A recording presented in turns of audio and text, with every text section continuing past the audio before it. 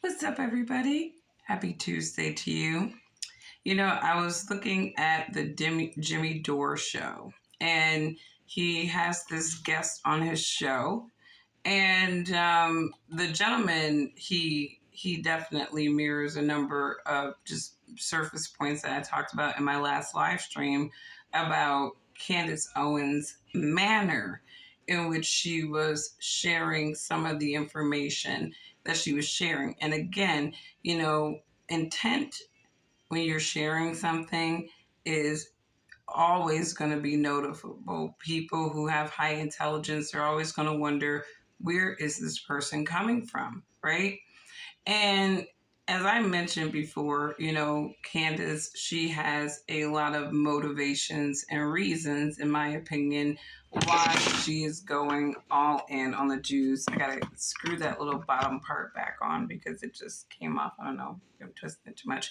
But anyways, so this gentleman, he's kind of, him and Jimmy Dore are breaking down some of Candace's comments, and this is what I asked in my live stream: is can we get somebody to talk about what is incorrect about what she might be saying versus people bitching about the fact that she's saying certain things. And if you watch that live stream, I made a number of points to consider when listening to individuals like Candace Owens. And again, it goes back to intent and where is this person coming from?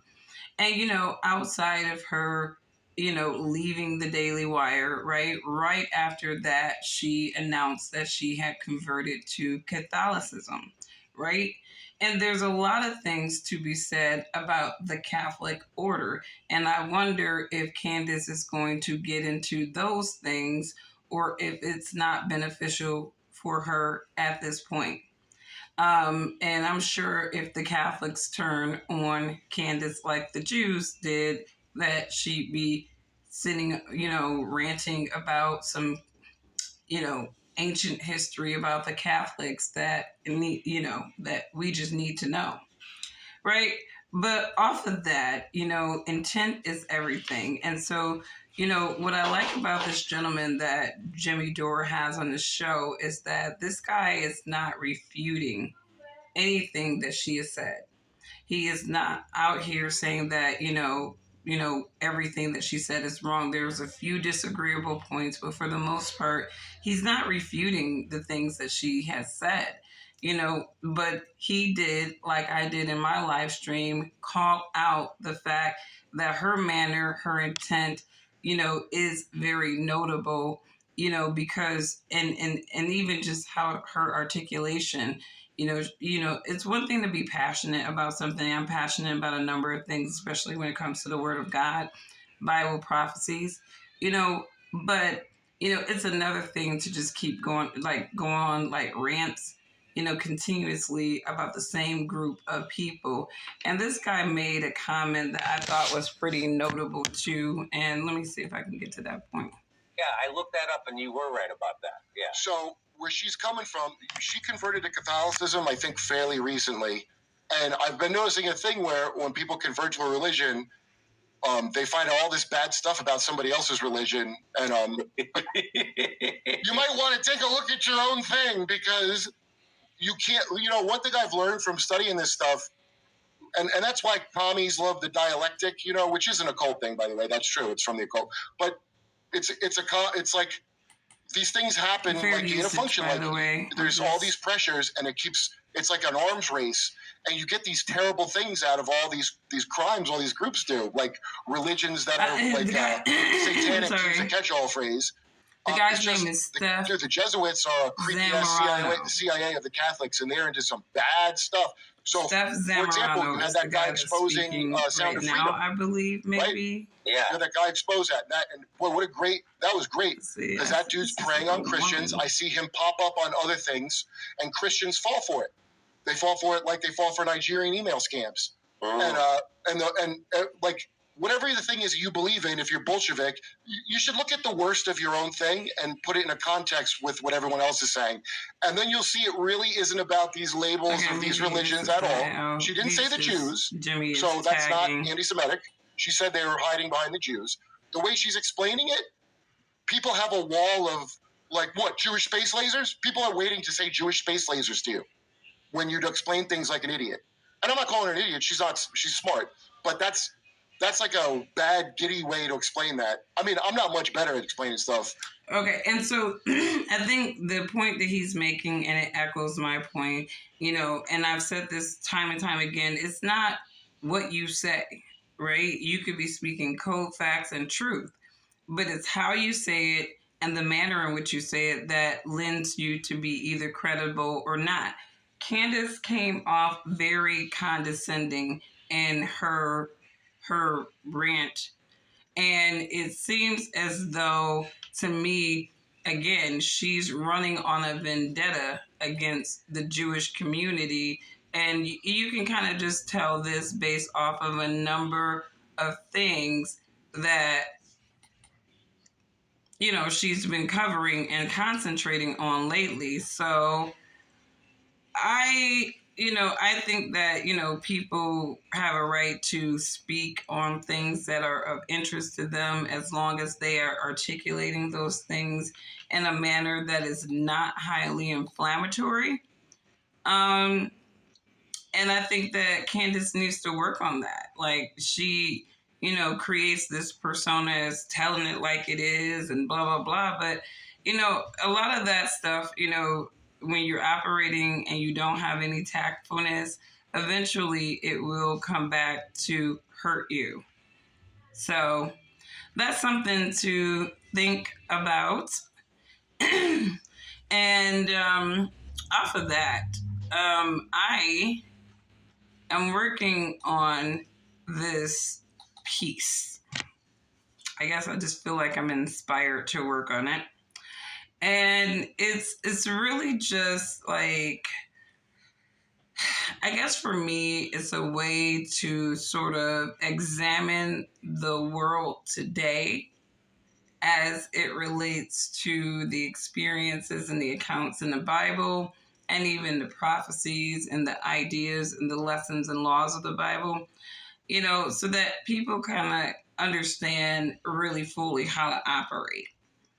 I think that, the guy mentioned, she was converted to Catholicism. And, when you convert to a religion, sometimes you are very prone to start demonizing the ideas of other religions and even looking at their little dark, dirty secrets and what's in their closets, right?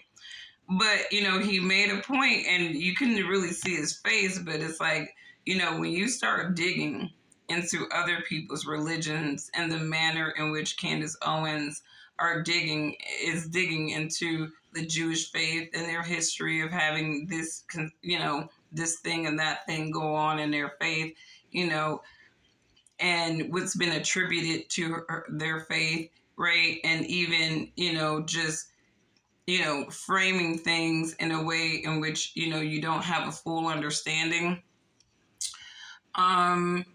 It definitely doesn't lend for people to deem you as being credible and coming from a place of truly wanting to inform. And,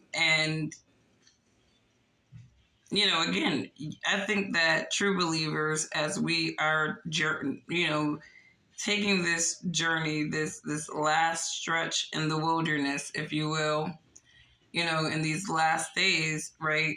We have to learn to rely on God and His Word. And in order to fully do that, we have to understand it. And we have to understand the full context of the ancient texts, the ones that are in the canonical scriptures, and even books like Enoch that have been omitted for a reason, and they replaced it with that watered down book of Genesis that people go on. But off that, I'm trying to provide spiritual enlightenment because, there's a lot of distractions in this world. And there's a lot of fervor, nationalistic fervor, religious fervor, right?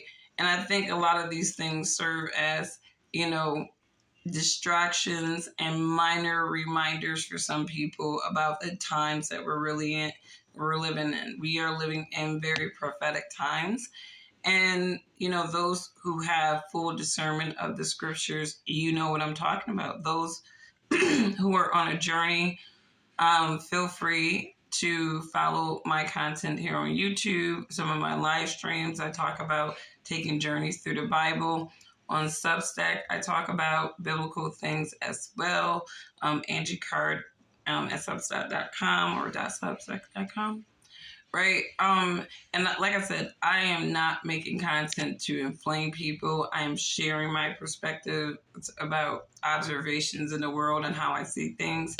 And hopefully something that I say will trigger somebody to have deeper understanding. And that's really what the focus and the concentration of Christians and believers and disciples of Christ really should be, right?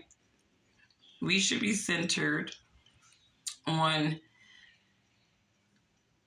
enlightening people to understand the Word of God, not exposing religions and groups that have people that have pissed us off so that we control them.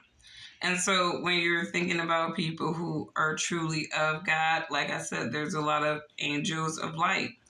Satan masquerades around as an angel of light, and that is a tactic that he has learned, and as well as his other fallen angels have learned to manipulate humans and distract humans. So hopefully you guys have a wonderful day. I didn't have anything else on my radar at all.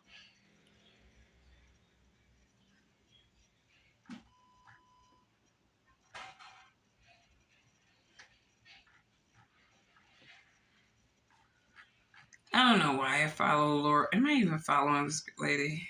Yeah, I am. I don't know. I think I just follow people like Laura Loomer just so I can see what the nonsensical, passionately ignorant people are saying as well.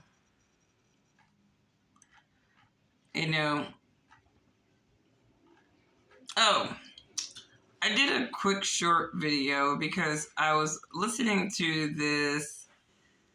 I caught this Twitter space, and it says Myron from Fresh and Fit, that Manosphere Beta Men podcast. He was basically going back and forth with a Black American man, a foundational Black American man. And obviously, he believes that Black Americans are lower morons. And, it's been revealed recently that Myron has, had sentiments of wishing that he was white. Some people really do hate the skin that they're in. A lot of that has to do with maybe the social stigma of being that skin. Self-hate is a product of societal oppression. It really is. Self-hate is a product of societal oppression. You have people like Myron who had to flee his country because of societal oppression by people who didn't look like him. Then he comes to America, right? And he, feels like there's opportunity. And what he's going to do is align himself with the people that, oppress this people so that, he can be safe and he can make it, right? And a lot of people do this. It's like a self-preservation mechanism. You have your Candace Owens, your Brandon Tatums, your Myron Gaines. A lot of these people, at their core, they hate the idea that they are associated with Blackness, right? Because they understand what the treatment means being associated with that. And they try to make white people feel better by alluding to the fact that things aren't that bad for Black people and that some of their racist ass, relatives are making life harder for Black people in many colorful ways. But off that, right, there are a lot of people who are self-hating.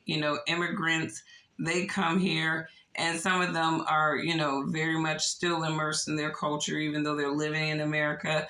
Some of them, they kind of divorce themselves from any idea of culture, and they sort of naturally gravitate to ideas of a culture that leads to success, which is white culture or white looking culture. So these people are running on all kinds of, identity issues, right? But he was calling this black man, and let me see if I can play this. You're a dumb fucking nigger. You're saying some stupid And fucking shit right he's using that word with a hard R. I'm literally in the middle of a gym calling your dumbass a nigger. He's in the middle of the gym, right? Calling your dumbass, that word, right?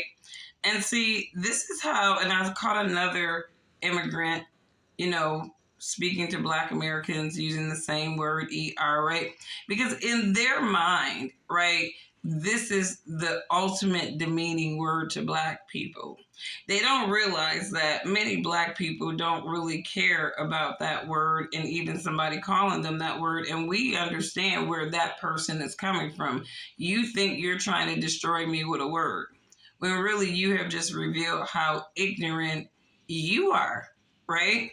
And so, the word doesn't have that much weight, but for a lot of these tethered Black looking people, immigrants coming into America, because they don't understand Black culture and Black people, they actually still believe that that word still has weight, much like the ignorant rural white people who Trump brought into the political process and who have their own supremacy in their trailer parks and meth, induced environments, but they're smarter than Black people because they're white.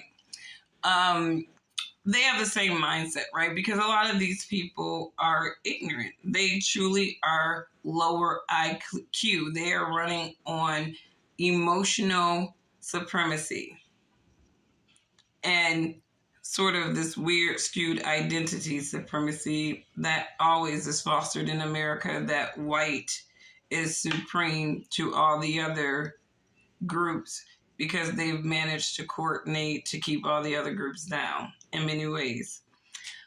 But anyways, getting off of that, Myron Gaines is not Black. It is very clear that he does not want to be Black. So my thing is, I don't understand why these white looking supremacists will sit there and try to continue to push this immigrant Black looking person on to Black culture because he happens to share our same color, but like in the same breath will cry about Jewish people replacing their culture and their identity and how they must stop that. It's like, y'all need to focus on y'all struggle, right, and stop worrying about Black people, because obviously when you worry about Black people, you sound dumb and contradictory. But anyways, you guys, have a wonderful day. Just keep in mind that immigrants are not foundational. Black Americans, no more than a Jewish person, according to them, are white.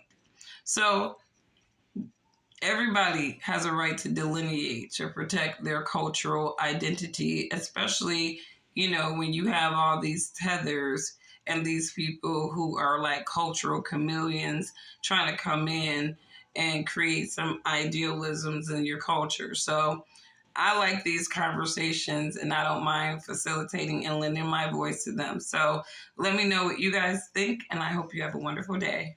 Bye.